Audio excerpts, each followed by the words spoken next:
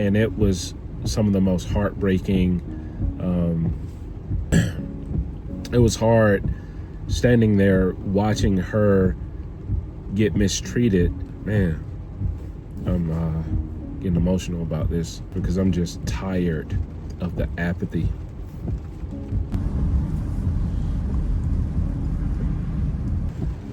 Man, it is a rainy day, morning actually.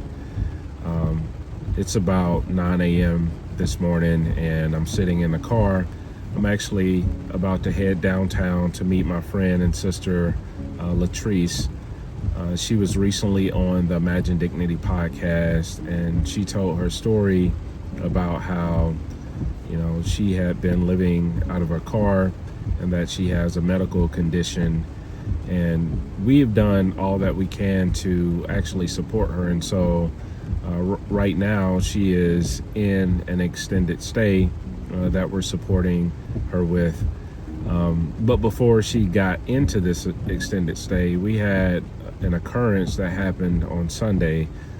She had reached out and she was talking about how the fluid was building up in her body because she has congestive heart failure and how she needed more rest to actually drain the fluid. And so we were able to rally a few people together and we got her a space that she's in currently.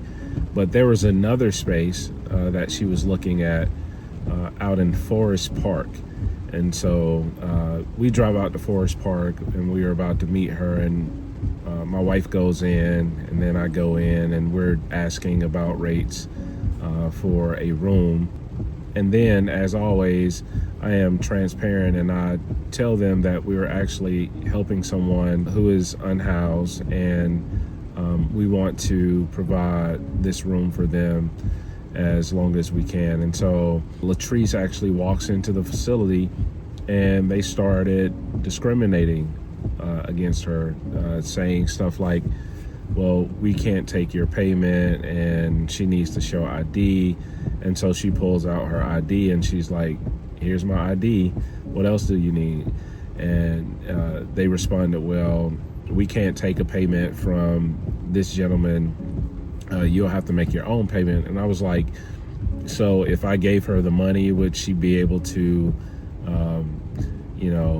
rent the space on her own? And then they said, well, no, you can't do that anymore because now we know. I said, well, we can walk outside. I can give her the funds and then she can get the space on her own. And they just refused service. And it was some of the most heartbreaking back and forth I've had in a long time. And it was hard standing there watching her get mistreated, and they had no clue that she has a medical condition. And man, I'm getting emotional about this, but she has a medical condition, and like, it just makes you so frustrated with how people intentionally and even unintentionally treat those without an address. And she explained herself and she was going back and forth with them until eventually she just kind of gave up and she walks outside. But I had this moment, man, where I just could not be in there anymore and try to explain or try to make sense of what was happening, because they were clearly discriminating against her. So I stepped outside and I recorded a video because I needed to just like voice my frustration. Hey, what's up, everybody? Terrence here. Man, one of the things that I was really thinking about in relationship to homelessness is that, man, there is so much stigma surrounding homelessness that people sometimes unintentionally are discriminatory towards people who don't have an address. Right now, I'm out in a part of town on the outskirts of Atlanta. We are trying to actually get a person that our organization has been working with a stay in a hotel, well, a motel rather, a stay in a motel, just so this person is able to not sleep in their car, have an opportunity to lay down in a bed, get rest, shower, and just feel, the pressure decompress at least for a week. And here it is. We have gone inside and we've tried to talk to the staff here and just tell them the work that we do and how we are trying to pay for someone who doesn't have an address, for for nights to stay. And they looked at the person and they became very hostile and belligerent and literally refused service. And it just breaks my heart as a leader, but also as a fellow community member, because we've been working with this person. This person has put in so much work, and just having the courage to even live out of the car, but also putting in work to take steps to get off of the streets. And yet here we are. And I just want you to be mindful that if you have, any heart as it relates to homelessness, man, see people. Don't just judge them, because you don't know their stories. You don't know what they've gone through.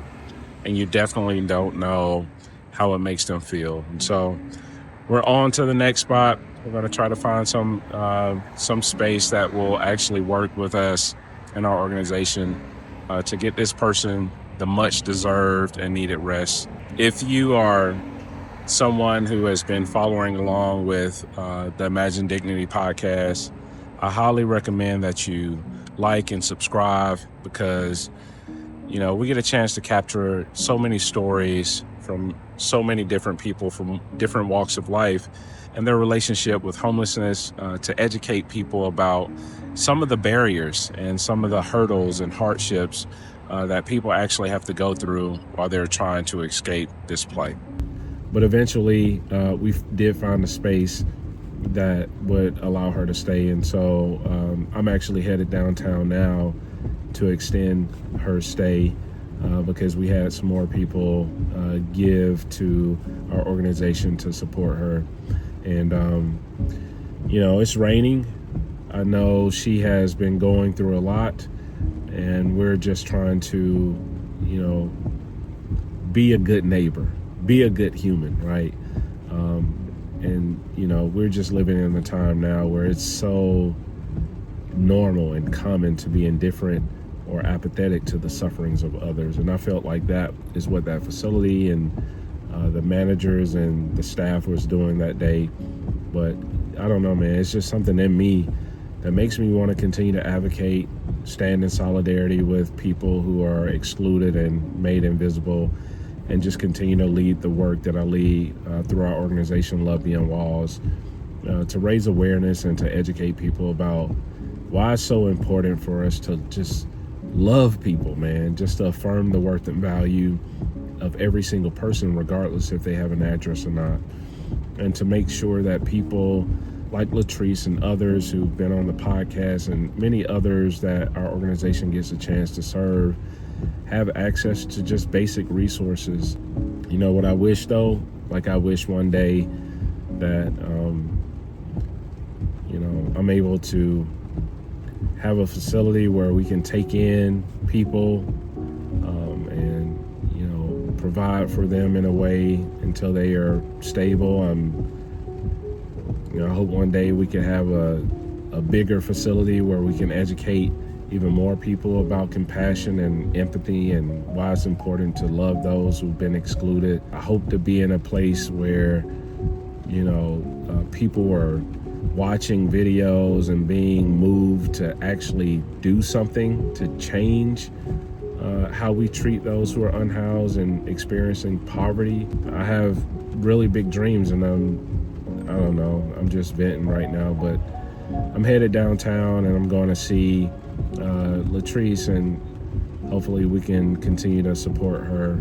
I appreciate you all, especially those who have supported by watching the podcast or even sharing any of the videos. I don't know who's watching, but I decided that I was going to do this because I'm just tired of the apathy.